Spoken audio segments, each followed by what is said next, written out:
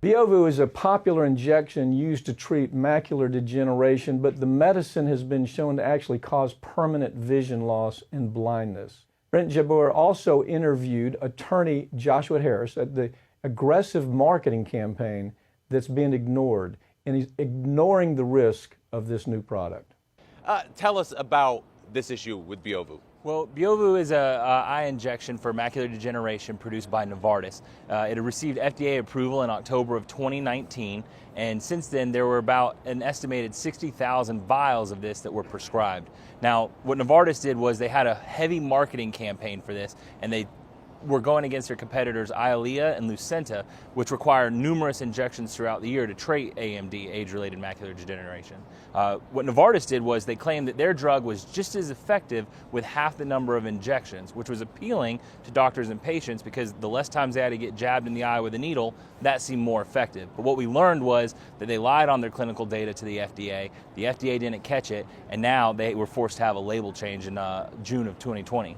So you're telling me they tried to cut corners, that they tried to say, well, while you need multiple injections, we only need one, and that didn't quite work out that way.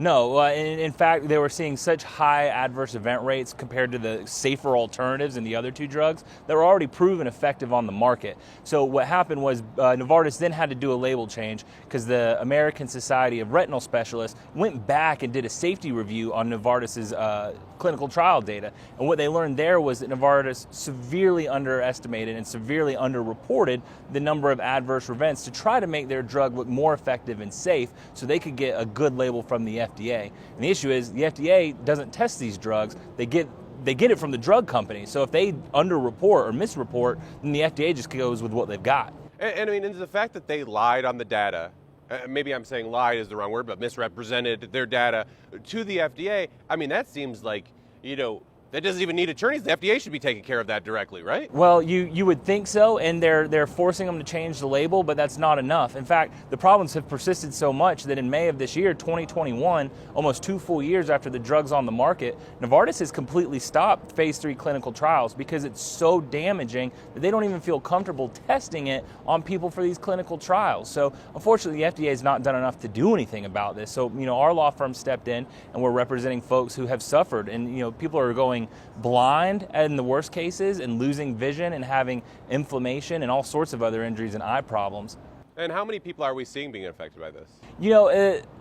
The drug was only on the market for a short period, but because of the aggressive marketing campaign, now, like I said earlier, there's an estimated 60,000 vials of these that have been sent out and an estimated about 40,000 people that have probably received Beovu injections. So usually these adverse events that we're seeing happen fairly quickly after there's injections. So I don't know the full extent, but I'm sure there's got to be tens of thousands of people who've been affected by this out there. And you would have to imagine, I mean, a lot of this basically comes down to negligence from Novartis, right? Absolutely. I mean, if they took the time to do what they wanted to do and make a safe, effective drug, they could have done that. They could have reported this to the FDA and been honest and open. But instead, they cut the corners so they could get this drug on the market and sell it. And in the first quarter alone it was on the market, it made $68 million.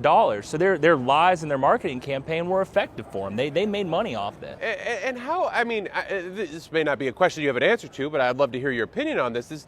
The fact is that, like we've said, we hear about this over and over again, that the FDA essentially puts the ball in the court of the drug maker to do the research and give us the trial data. And that's how they make their decision.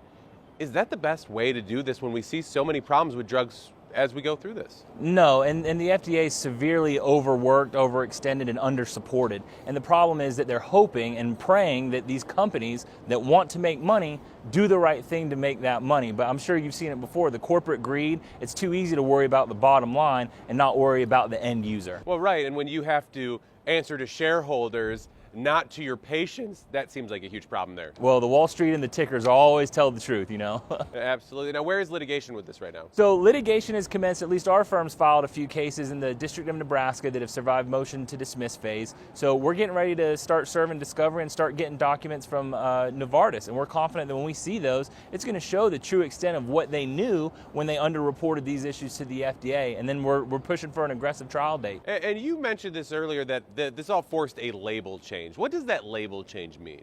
So a label change, the two specific injuries are retinal vasculitis and retinal vascular occlusion and blindness. The label originally in October 2019, when Novartis said, hey FDA, our drug's safe, our drug's okay, here's the few issues you may have. It may burn, redness a few days afterwards. Didn't say anything about the severe issues that we've seen pop up in people. So label change now requires Novartis to say, oh, well, in addition to these other things, you may go blind, which a lot of patients and a lot of doctors would say, well, it's not worth it. And they would have bypassed it, which means that Novartis would have sold less and made less money. It's one of those things where it seems like the side effect is much worse than the disease it was meant to be treating. Absolutely. Joshua Harris, thank you so much. Thank you.